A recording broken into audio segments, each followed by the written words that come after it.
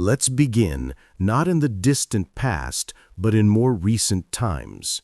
Picture this: an official portrait, a majestic gaze, and atop Her Majesty, Queen Elizabeth II's head, one of the most recognizable pieces of the British crown. It's a diamond tiara formed by 15 connected rings, sometimes adorned with dangling pearls, or even more intriguingly, with large emerald drops. This is the Vladimir tiara, and in that name lies the key to an incredible, almost cinematic story. The Vladimir tiara isn't just a jewel from Buckingham Palace. It's a silent yet eloquent witness to 2 centuries, 2 empires, and an almost unimaginable, daring escape. How did this treasure, created in Russia for a Grand Duchess, survive the fiery storms of revolution and end up in the treasury of British royalty? The answer lies in the atmosphere of extreme luxury and romantic madness that filled St. Petersburg in the late 18th century. To understand the value and significance of this piece, we must immerse ourselves in a world where money and gems were not just resources, but instruments of influence and displays of status. The year is 1874. The heir of one of Europe's most powerful families, Grand Duke Vladimir Alexandrovich, son of Emperor Alexander II and influential uncle of the future Tsar Nicholas II, is preparing for marriage. His chosen bride is the German Princess Maria, destined to become one of the most dazzling and fashionable figures at the Russian court, known as Maria Pavlovna. For her, the Grand Duke commissioned a piece worthy of her status, turning to one of the empire's leading jewelers and official court suppliers, Bolin. The cost of the commission astounded even the seasoned Romanovs, 48,200 rubles. At that time, it was an astronomical sum, signaling not only boundless love, but also the social stature the Duchess was expected to hold in the capital. This was no ordinary gift. It was a public declaration of the grandeur and wealth of the House of Romanov. The Bolin firm executed the commission in the prevailing neoclassical style. The tiara consisted of 15 large diamond ovals. Each oval, cut to perfection, was set in a delicate gold frame, connected by garlands of smaller sparkling stones. But the true genius of the design wasn't in the quantity or size of the stones. It was in the mechanics. This was a genuine engineering marvel, not just a static ornament. Each link, each diamond oval, was mounted on a hinge, a tiny jewelry mechanism, making the tiara incredibly flexible. Thanks to this revolutionary flexibility, the tiara didn't just sit on the head, it adapted perfectly to any hairstyle and any movement. The effect was mesmerizing. Light and diamonds didn't remain still. They danced along with the Grand Duchess, reflecting her vitality and charisma. Maria Pavlovna, who became one of the most influential women at court, wore this masterpiece as a symbol of her impeccable taste and limitless power. A tiara crafted with such attention to detail and belief in eternity seemed destined to remain in St. Petersburg forever, passing from duchess to duchess. It embodied the golden age of Russian jewelry and the unshakable continuity of the dynasty. But this golden era was doomed. The elegant balls and diamond brilliance of the Vladimir Palace were the final backdrop before a storm approached.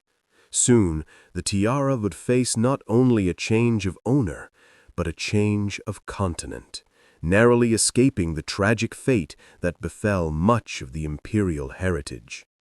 Grand Duchess Maria Pavlovna was a woman who, until the very last moment, embodied not just luxury, but imperial confidence itself. She was called the Queen of St. Petersburg and Mission, emphasizing her influence and unspoken authority among the aristocracy. With an extraordinary sense of fashion, she was not only a style setter, but the effective center of an alternative imperial court. Her residence, the Vladimir Palace on the palace embankment, became a magnet for the elite, hosting the most refined receptions and balls. In a world of endless celebrations, the Vladimir tiara was the perfect accessory, accentuating her status and elegance, dancing with every movement she made. Yet while the tiara glittered at balls, reality around her was changing rapidly. Political clouds were gathering over the Russian Empire. By 1917, the nation was engulfed in turmoil. By then, Maria Pavlovna had already suffered great personal loss, and, as one of the last figures of the old guard, she refused to acknowledge the full extent of the chaos, demonstrating unshakable will. When the capital fell under revolutionary control and the dynasty's position became critical, the Duchess realized she had to save her life. In the autumn of that fateful year, she managed to leave Petrograd and head southward to Kislovodsk. It was a swift, forced journey that didn't allow her to take everything with her. Making an incredibly difficult and risky decision, she gathered all her countless jewels, including the sparkling Vladimir tiara, and carefully hid them in her apartments at the Vladimir Palace. She knew of a secret spot that, she hoped, would protect her treasures until better times. The palace was soon seized and sealed by the new authorities. The jewels, hidden in secret places, were under lock and key. Their fate seemed sealed, to be discovered, confiscated, and likely sent to Western auctions, as happened with much of the Romanov jewelry.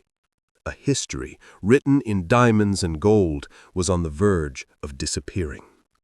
But at that critical moment, when hope was nearly gone, an unexpected figure entered the scene.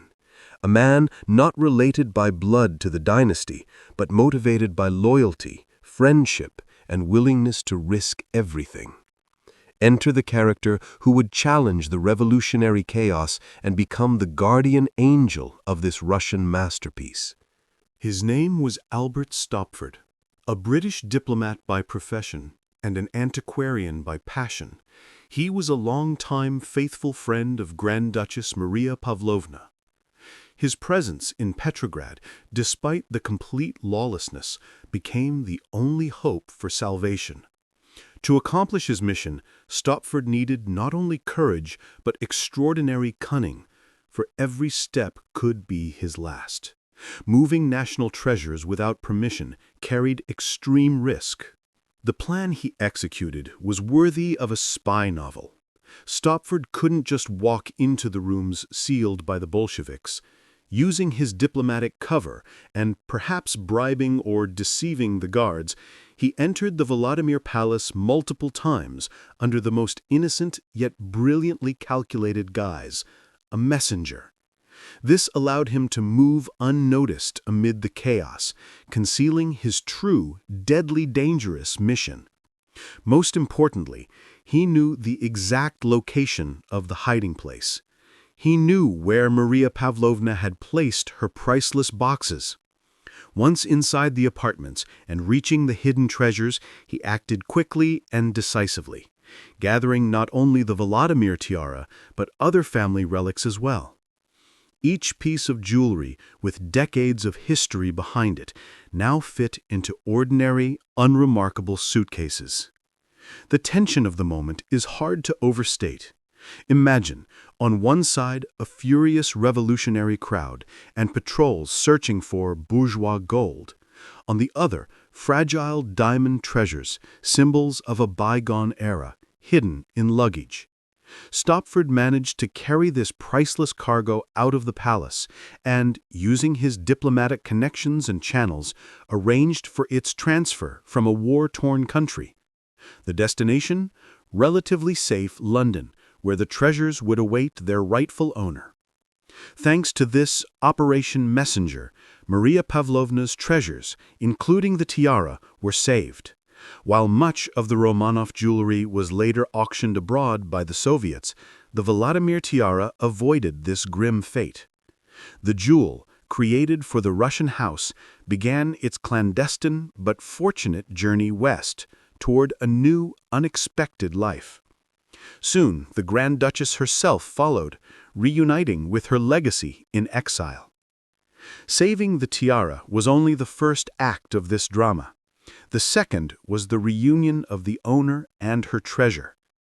With Stopford's help, the suitcases of priceless cargo safely reached London.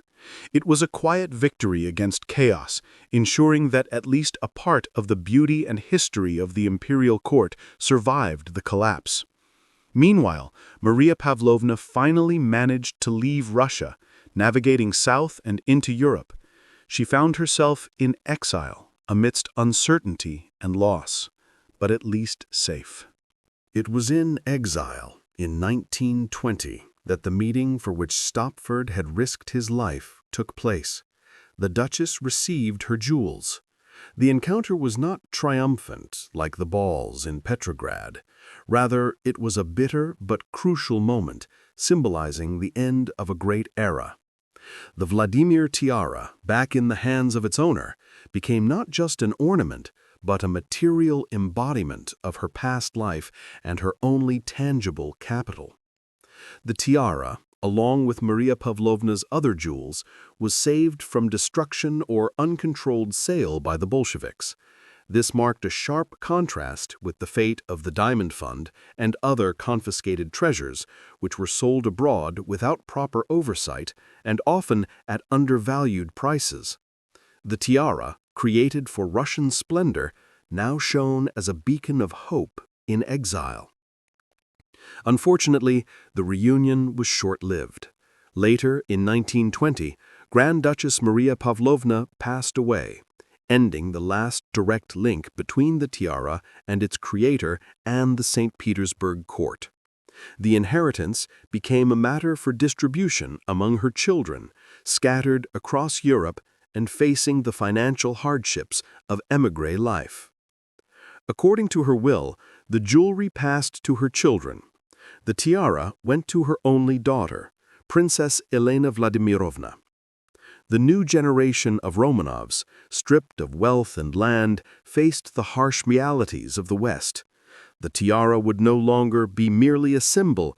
It became an asset capable of securing survival. The tiara's transition to Princess Elena Vladimirovna marked the beginning of its most difficult chapter. If Maria Pavlovna wore it as a sign of limitless power, her daughter inherited it as a burden and eventually a means of livelihood.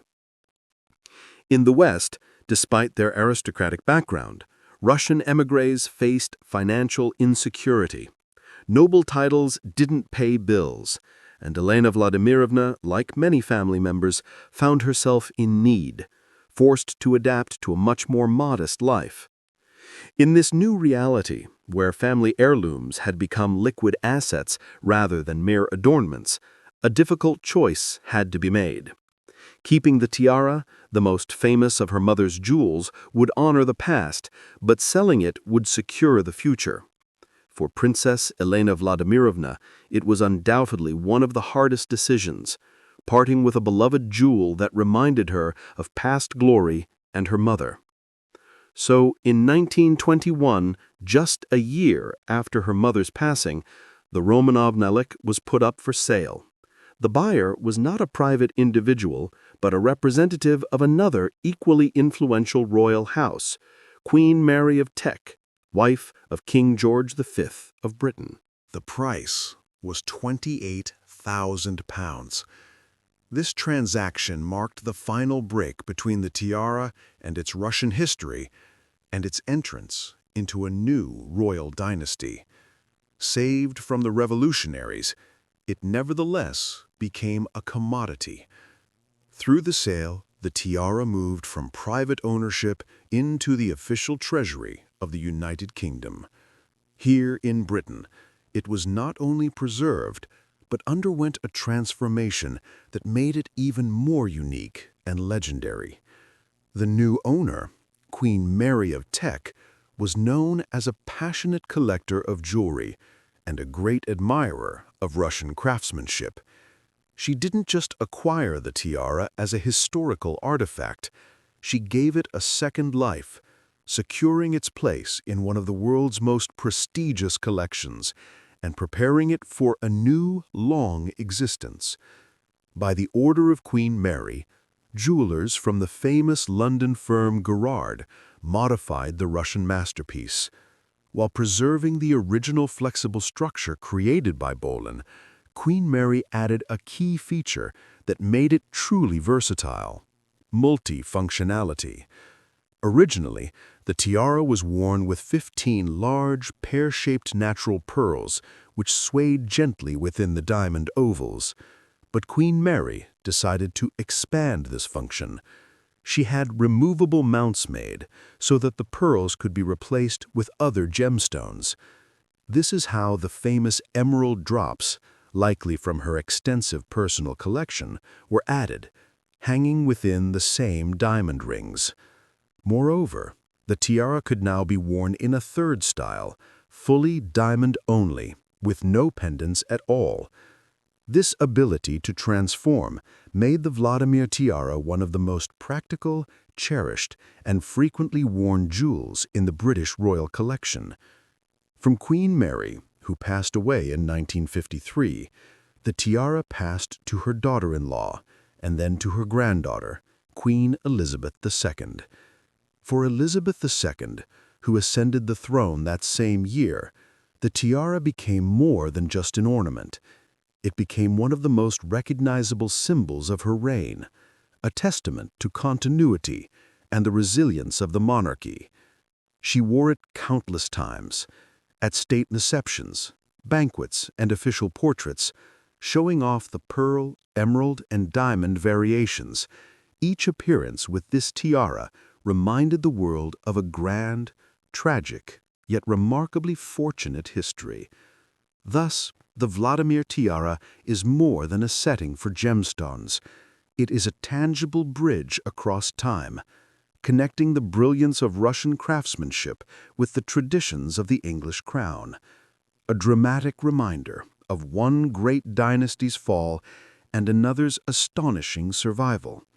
It completed its incredible journey, beginning in the luxurious Vladimir Palace in St. Petersburg, passing through the fear and risk of revolution, to finally secure its place in the light of Buckingham Palace, becoming one of the world's most historically significant and magnificent treasures. The Vladimir tiara is more than just an ornament. It's a bridge across time, connecting Russian artistry with British tradition, survival with transformation, from revolution and exile to rebirth and legacy. It remains one of the most extraordinary symbols of endurance and elegance in the history of royal jewelry.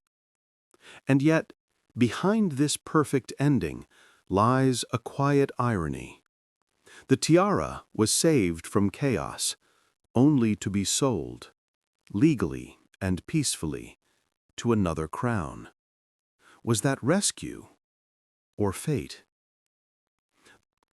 And finally, the question of rights. To this day, some jewels secretly removed during those years remain the subject of disputes. The tiara, formally removed in secret rather than gifted or purchased from the state, has always borne this mark of controversy. The Vladimir tiara keeps its secrets, locked within those 15 diamond circles. But perhaps its greatest lesson is this: in history, there are no pure heroes or villains, only choices that decide where the light will shine next. And what do you think? Share your thoughts in the comments under the video. History lives when it's told. Subscribe. What's coming next is something you've probably never heard before.